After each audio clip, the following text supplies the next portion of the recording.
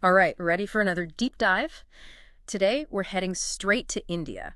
We're diving into a travelogue called Masala Memories. Sounds intriguing already.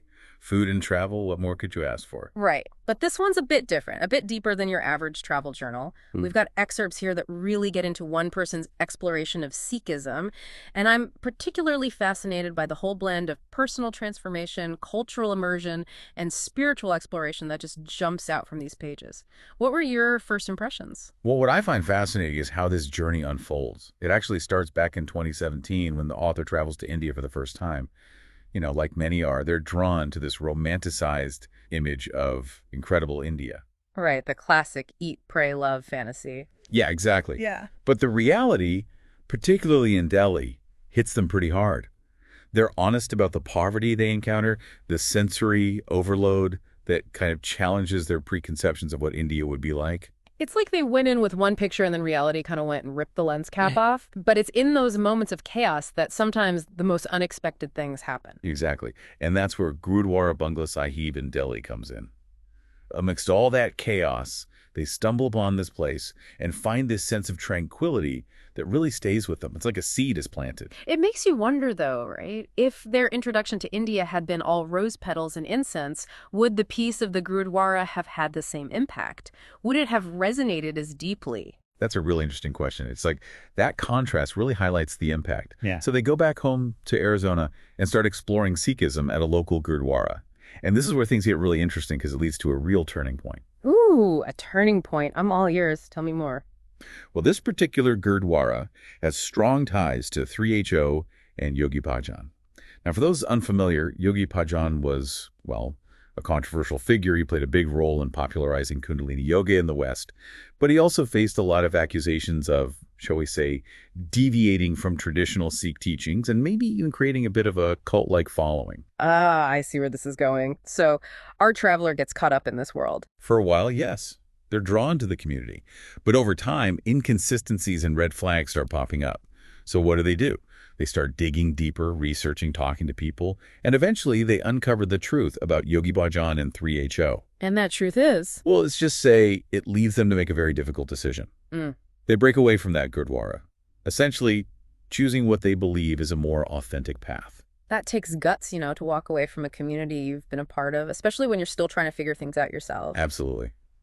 But it's clear this experience just fuels their desire to delve deeper into the heart of Sikhism. Fast forward to 2019, and they embark on a solo trip back to India, this time specifically to Amritsar for Guru Nanak Dev Ji's 550th birthday. Wow, talk about diving headfirst into the experience. Right. Imagine the energy. They're at the airport, surrounded by people, all heading to Amritsar for this momentous occasion. And even in the airport, they pick up on that anticipation, that shared excitement. They describe this brief but kind of meaningful encounter with a fellow traveler, a Punjabi-speaking man with a peacock tattoo, practically buzzing with excitement. It's those little interactions, isn't it? Those fleeting moments of connection that add so much to a journey, especially when you're traveling alone. It's like a little reminder that you're not really alone. Absolutely. But even with all the pre-trip excitement, they admit to feeling anxious upon landing in Amritsar. They even mention that distinct smell that hits them as they step off the plane, a smell they'd encountered in Delhi, and it triggers this wave of memories, both good and bad.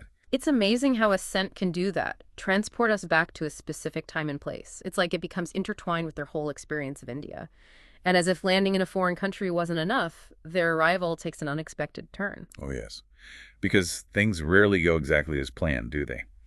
They get there, and their host, who is supposed to meet them at the airport, is nowhere to be found. Oh, no. Can you imagine that feeling? You're exhausted from the flight, you're in a completely foreign country, and your one point of contact is MIA? Exactly. Talk about a test of your resilience. Yeah. But they navigate this unfamiliar environment, language barriers and all.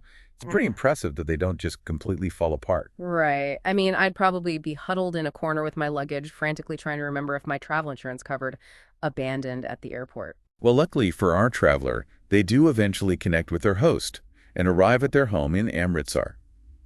And of course, it wouldn't be a real adventure without a little hiccup, right? What happened? Don't tell me they got lost on the way from the airport. No, nothing quite that dramatic. But they are greeted with a power outage upon arrival. Only in India, right? It's like a rite of passage. Exactly. But I love how they describe the scene. Their host's wife greeting them with a flashlight. That initial darkness just adding to the disorientation. It's like the perfect setup for the adventure that's about to unfold. So they've landed, had their first taste of only in India moments, and now it's time to really dive into Amritsar. But even with all that excitement, you can tell there's this undercurrent of anxiety as they start exploring. Yeah, and it's important to acknowledge that anxiety, Yeah. because it speaks to this bigger thing they're working through. Remember that whole disillusionment with the 3HO experience? Oh, right, right. It's like they're approaching everything with a mix of excitement and caution at the same time. Exactly. It's like, I want to dive in, but I also need to be careful. And that really comes through when they describe visiting a Hindu temple with their host family. Oh, interesting. So even though they're exploring Sikhism, they're open to experiencing other faiths. Yeah, and they even point out how their perspective on Hinduism has shifted since embracing Sikhism. But there's still this respect, an acknowledgement of the temple's beauty and the people's devotion. It's like they're able to hold those two things at once, questioning one faith while still appreciating aspects of another. Speaks to a real openness, don't you think? Absolutely. Oh, and he has this funny bit about being nervous crossing the street because of a past knee injury. It's these little things. Totally. We've all been there, that moment of feeling vulnerable in a new place. But they face their fear, make it to the temple, and then they're whisked off to another iconic landmark, Gobindgarh Fort. Ah, yes. The historical stronghold of Maharaja Ranjit Singh, the Lion of Punjab. Okay, history buff time. Refresh my memory. Why is this figure so significant? Maharaja Ranjit Singh, oh, he's huge in Sikh history, emerged in the 18th century, unified Punjab, established this powerful Sikh empire, known for his secular rule, military achievements, promoting religious tolerance. Wow, a real game changer. So, for someone exploring Sikhism, visiting this fort must be like stepping back in time. Exactly. It's not just sightseeing, it's connecting with a living history. And of course, no Masala Memories adventure is complete without a little mishap. Let me guess, got lost on the way. Not this time. This one involves the ticketing system and security at the fort. They even poke fun at themselves for getting confused by the whole thing. It's that self-awareness, right? Makes them so relatable. We've all been there, fumbling through unfamiliar customs. Okay, what's next on the itinerary? Well, from the fort, they go to a Hindi temple called Mata Lal Devi Mandir. Their host calls it the Temple of Many Gods. Temple of Many Gods. That sounds intense. It's pretty out there. Imagine this. A labyrinth of tunnels, shrines, bizarre plaster figures. They even have to crawl through this narrow tunnel, come face to face with this plaster lion's mouth. You're kidding. It's like a spiritual funhouse, but maybe a little creepy too. A little bit, yeah. They even mention feeling a bit uneasy about the temple's safety, exposed wiring and all. Makes you wonder if that anxiety is about the unfamiliar surroundings or that lingering caution we talked about earlier. Good point. It's probably a bit of both, right? But they persevere, take in the sights, and come out the other side. Albeit with a minor injury from a broken tile. Of course, because there's always a little mishap. Okay, but they don't dwell on the negative, right? Nope. They move on to describe this vibrant street full of traditional crafts, activities. They even find a vegetarian McDonald's. Wait, what? A vegetarian McDonald's? Only in India. See, this is what I love about their writing. It's those unexpected juxtapositions that really highlight the cultural blend. Absolutely. And speaking of blending, this is where they start forming those deeper connections with the people they meet.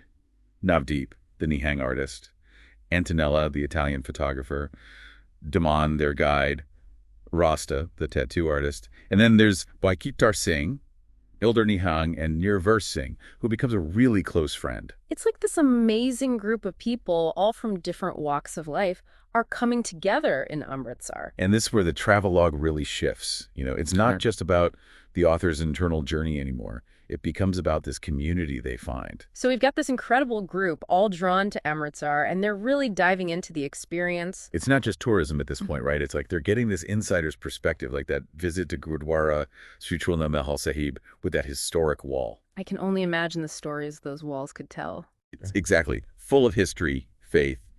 Then there's that trip to Tarn Taran. Remember how they described that outspoken Nihang they met? Oh, right. That was a mix of funny and a little intense, wasn't it? Like you could practically feel their apprehension. Yeah, but they embrace those moments too. And then there's Pingawara, that school for deaf children. Seeing this Sikh spirit of seva, selfless service in action like that. It's one thing to learn about beliefs but to witness them in action like that must have been really powerful. And through it all, their bond with Nirvare just gets stronger. He's a photographer, right? Yeah, Nirvar Singh, it's like he becomes this anchor for them, Hmm. guide, protector, even shopping buddy, apparently. Oh. Yeah. Any shopping mishaps we should know about? Well, they did mention this rather harrowing shopping trip Yeah. where they end up having to cross a busy highway to meet their host. They even called it a near-death experience. That sounds about right. But they're telling it with humor, so I'm assuming everyone survived. Oh, yeah, they survived. But those shared moments, even the slightly terrifying ones, just cement that bond. And it's in the midst of all this, that sense of belonging, that they decide to take Amrit. Wow, the Sikh initiation ceremony, that's a big step. Huge. That's a lifelong commitment, not just learning about Sikhism, but fully embracing it. They don't take that decision lightly either. You can hear the reverence in their description of the ceremony. It's a transformation, not just a ritual. Mhm. And that commitment leads them to Moga. Yeah, a rural town. They go with Gurpreet Singh, a Punjabi police officer, Right. a total departure from Amritsar, a glimpse into a whole other side of Punjab. I love that they get to experience that range, the bustling city, and then the slower pace of rural life.